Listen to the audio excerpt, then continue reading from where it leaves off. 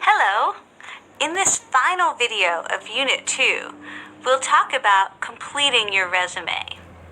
There are still some things you will need to do to make your resume the best resume you can write.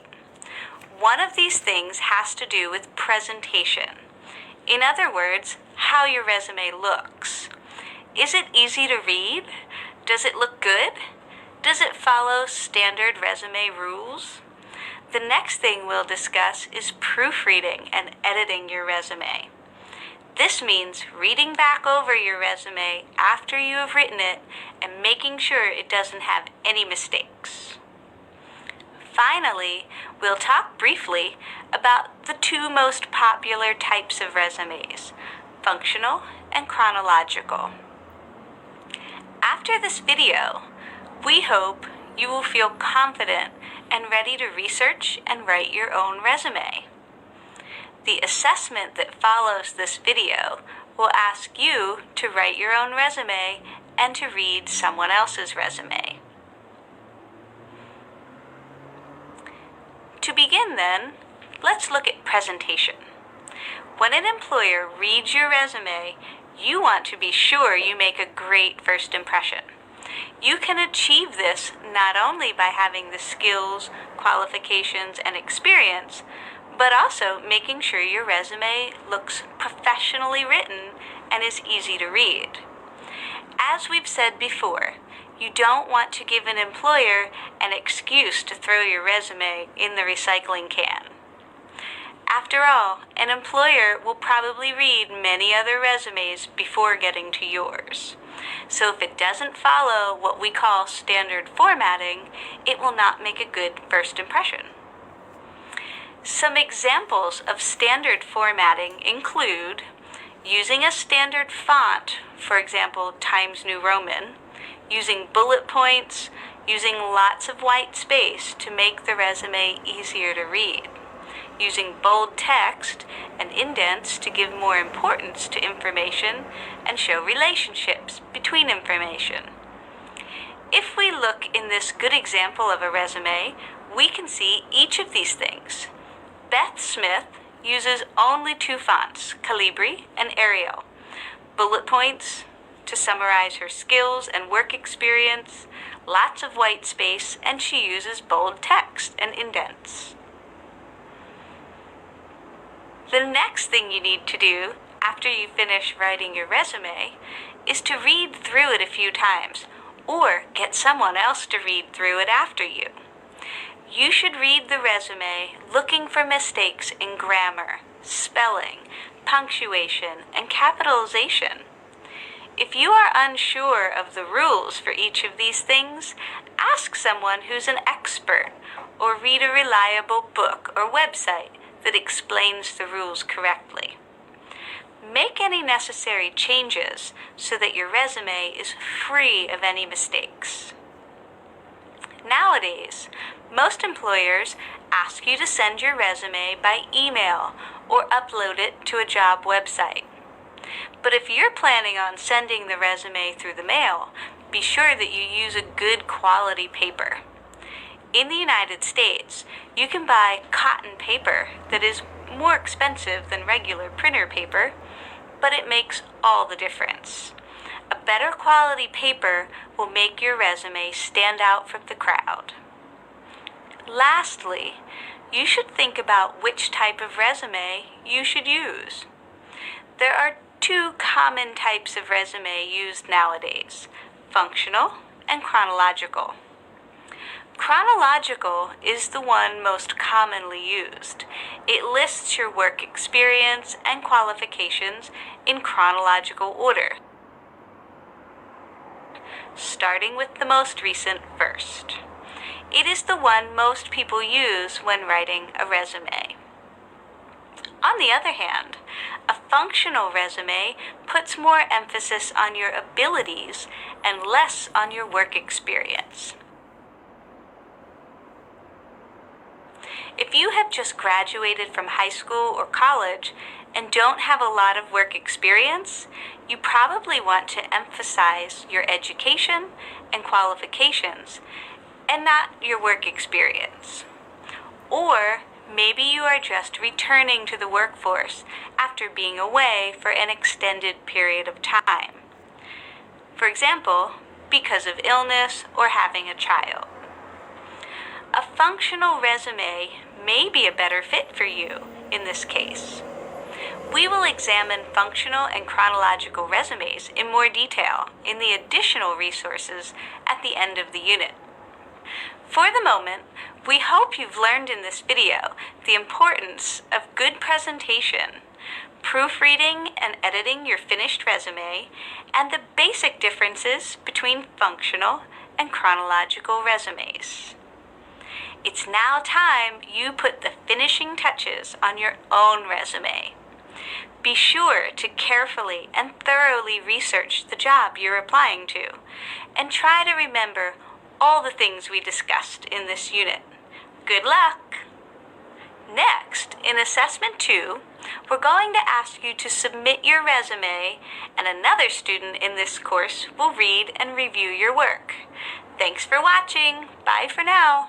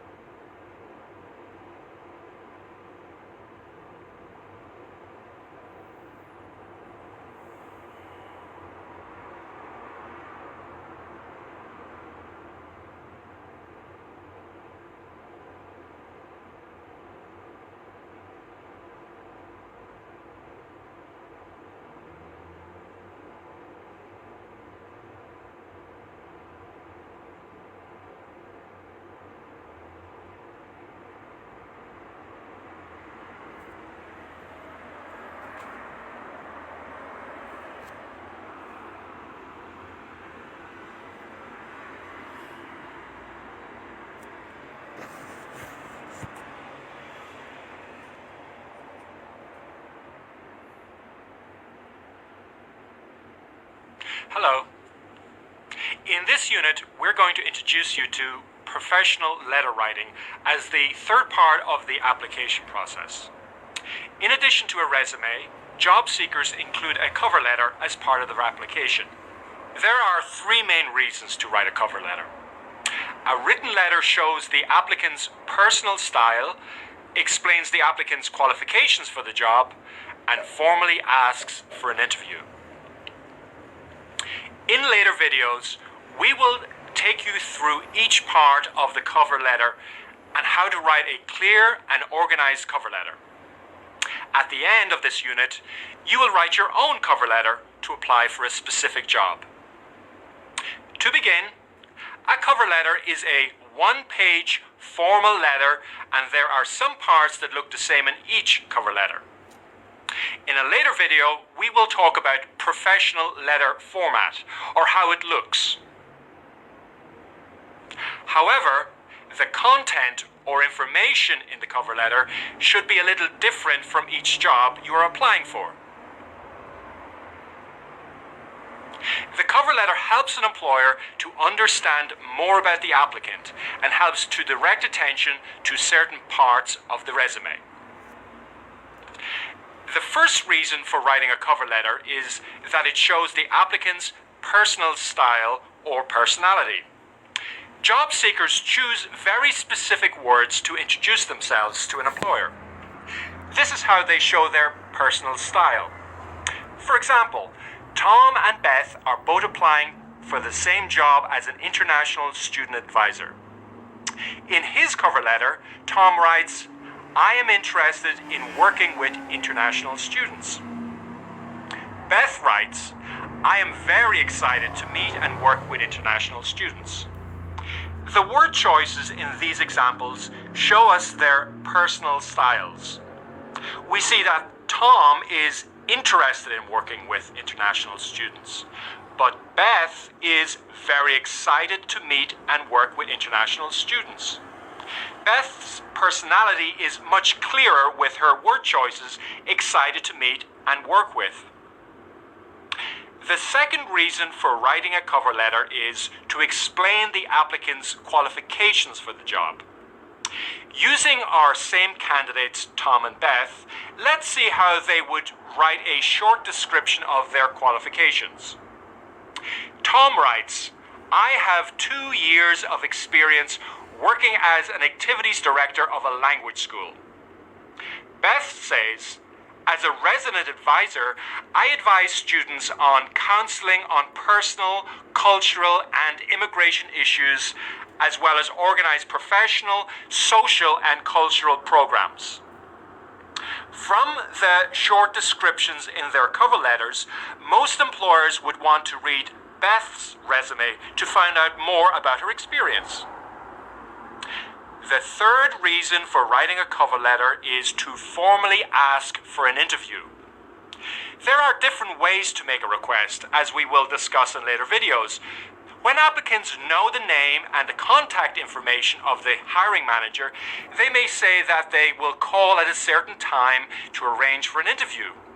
For those who do not know who the hiring manager is, they should give their phone number or email address so the employer can contact them.